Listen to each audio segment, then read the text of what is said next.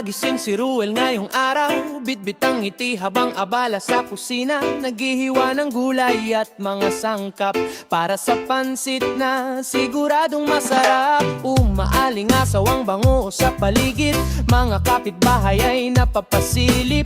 Ano ba ang niluluto ni Ruel? Bakit parang espesyal ang handa ngayon? Habang hinahalo sa malaking kawali, lahat ay sabik na sabik makatikim. Pansit ni Ruel, mahaba at masarap.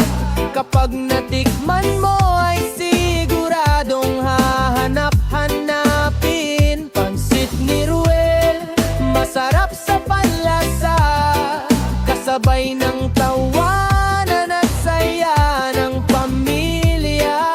Mahaba ang pansit, mahaba rin ang samahan, punong-puno ng saya at pagmamahalan. Kapag si Ruel ang nagluto, walang matitira sa plato. May sahog na gulay at karne pang kasama, may konting kalamansi para mas sumarap pa. Bawat subo ay may kakaibang saya, kaya lahat ay napapangitin na. Mga batay masayang kumakain, mga matatanday pa ulit-ulit humihingi. Sabi nila, Ruel, ang galing mo, pansit mo'y tunay na panalo. Hindi lang sa sarap na susukat ang handa, kundi sa pusong inilalagay sa bawat gawa. At si Ruel ay masayang nagbibigay, kaya lahat ay masayang nakikisabay.